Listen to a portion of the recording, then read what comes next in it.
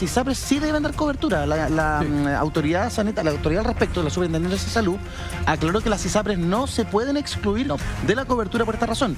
Ante aquello que dijo la Asociación de ISAPRES, informó que los afiliados del sistema privado de salud cuentan con cobertura para las prestaciones ambulatorias y hospitalarias de diagnóstico y tratamiento de acuerdo a lo establecido en su plan de salud, lo cual incluye además el examen para detectar el virus. Asimismo, estas otorgarán licencia médica a sus cotizantes en todos aquellos casos que corresponda conforme a lo instruido por las autoridades. Y ahí en el corresponda... Ahí podría caber. Claro, porque la persona que está con cuarentena, que no tiene síntomas, pero que está en cuarentena, ¿tiene licencia por aquello? Sí, o sea, la circular que envió el Ministerio, de hecho, nosotros codificamos los diagnósticos. Claro, pero si no la ISAPRE dicen que no tiene código. Exactamente. Nosotros codificamos y hay un código que el diagnóstico es aislamiento.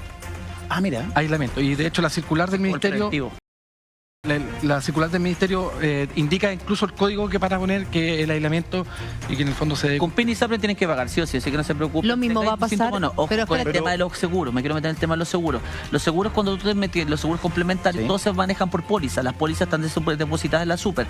El seguro, si te puso la cláusula de exclusión de que siendo considerado pandemia no te va a cubrir, no te cubre. No te cubre, ni aquí ni en la Quebra Lají, no pueden, salvo que ellos de mutuo propio modifiquen la póliza depositada en la superintendencia y eliminen esa restricción. En la superintendencia de... Valores y seguros. Claro, lo que pasa es que justamente quiero hacer ese alcance. ¿Por qué la ISAPRES cubre y por qué los seguros no? Las ISAPRES dependen de la Superintendencia de Salud. Que son distintas. ¿Ya? Y la Superintendencia de Salud depende del Ministerio de Salud. Claro. En cambio, los seguros complementarios dependen de la Superintendencia de Valores y Seguros, que dependen del Ministerio de Economía. Son cosas totalmente distintas. Entonces son cosas distintas. En el fondo, uno está regido por el derecho a la salud, que eventualmente nosotros tenemos, y el derecho a elegir el sistema de salud, y lo otro está es un contrato privado. Es un acuerdo entre privados que supone que esta contingencia me la van a pagar. Eso mismo va a suceder con la hospitalización domiciliaria que anunciaron ayer por parte de las autoridades, porque la hospitalización domiciliaria tampoco está incluida dentro de los planes de ISAPRE. No, pero tienes que apelar a la constitución, no sé, a los jefes de la ISAPRE, pedirle por favor, explicarles que le va a salir un décimo de tener al paciente en el hospital o en la clínica, tenerlo en la casa, y ellos deciden si sí o si no. Sí, claro, pero probablemente eso va a ser un acuerdo entre la autoridad y la misma ISAPRE, pero a través de la Superintendencia de Salud, digamos. Hay otro actor que interviene también, que es la Superintendencia de Seguridad Social, en caso de que esta enfermedad sea una enfermedad laboral o no. De hecho, salió una otra hipótesis. Sí, es que tú te contagies en la pega. Si tú te contagias en la pega, eso pasa a ser enfermedad laboral. Claro. Y tu mutualidad, la que tengas asociada, es la que se tiene que hacer cargo de tu enfermedad. Es más, esta circular... si te enfermas de forma particular, ISAPRE con PIN. Si te enfermas dentro del trabajo, es la mutualidad la que se hace cargo, que es lo que está hablando él. Sí, pero ojo, que acá hay una diferencia que tiene que ver, porque hoy día está en fase 2, pero cuando esto ya pasa a fase 3, que finalmente el contagio se da, ¿cómo tú vas a saber dónde te lo contagiaste? Porque ya... por el estado de la enfermedad en fase 3, la superintendencia establece que si tu trabajo tiene relación con atención de salud, podría preverse que es una enfermedad profesional. Pero cuando no lo es, podría tomarse como una enfermedad común. Claro, sí, no, solamente para aclarar el tema. Si yo me contagio en el trabajo, porque trabajo en una oficina, ese no es una enfermedad laboral, porque en el fondo ese contagio no está dado por mi trabajo directo. La enfermedad laboral, digamos, en este tipo de contagio está dado por el personal de salud. Hay que recordar que el 30% de las personas, el 30% de los contagiados en China en un inicio era personal de salud. Nosotros, el principal factor de riesgo para contagio es ser personal de salud. Entonces, todos los que trabajamos, digamos, en atención directa de pacientes, en el fondo... podría ser una enfermedad laboral. Claro, perdón, veamos cómo llegó el coronavirus a Chile. Eso no me lo digo. Los agentes de salud son los primeros casos. El turismo, no hay que... Pero eventualmente, efectivamente, ese contagio, en el fondo, el caso del colega, no es una enfermedad profesional. Se lo contagió en el vacaciones. Y por lo tanto, su FONASA o ISAPRE, según corresponda, debe hacerse cargo de su atención y su recuperación en tal. Si es el mismo colega, se lo hubiera contagiado en el contexto de que él trabaja en la urgencia y atiende 100 pacientes diarios y aparece un coronavirus, probablemente ahí la mutualidad se hubiera hecho cargo. ¿Qué es lo que pasó?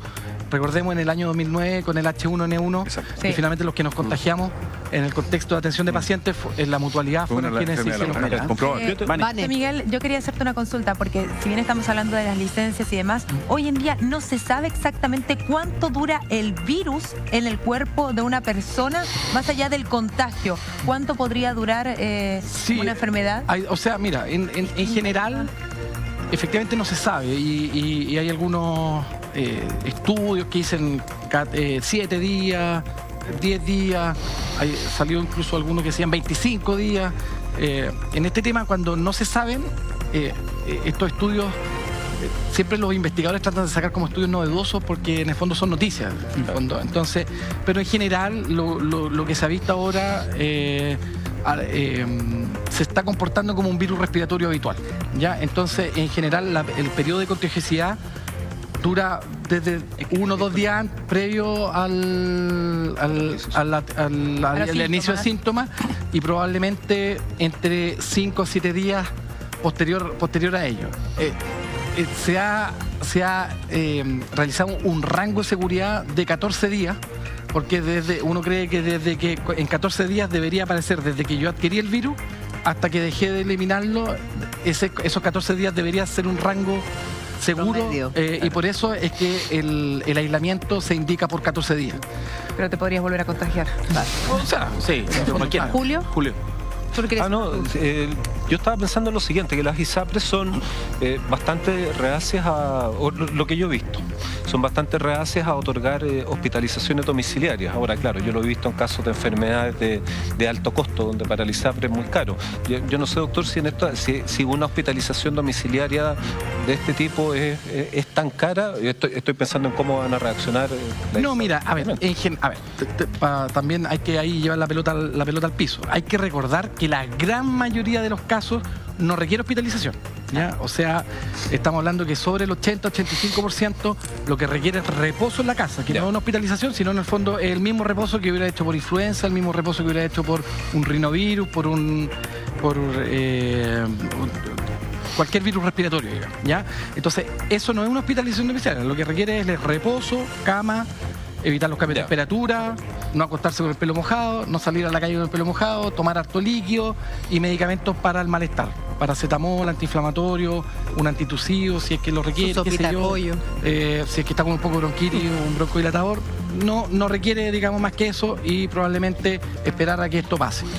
Ahora, un pequeño porcentaje en el mundo, entre un 10 a un 13%, requiere hospitalización, ¿ya? Requiere hospitalización. ¿Y qué hospitalización? ¿Por qué? Porque en el fondo este cuadro afecta a la vía aérea más baja probablemente y genera o una bronquitis obstructiva con complicación de algún cuadro previo o una neumonía que requiere vigilancia directa, ¿ya?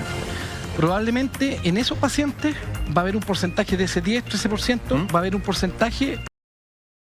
En realidad, él está estable clínicamente y por lo tanto lo puedo hacer con una hospitalización domiciliaria. Perfecto. ¿Qué significa? Que va a requerir medicamento endovenoso o va a requerir manejo con kinesiólogo o manejo con algún otro profesional que requiera, en el fondo, que yo no necesariamente pueda estar hospitalizado, sino lo puedo llevar hacia su domicilio y puedo yo sacar esa prestación del hospital y llevarla a su domicilio.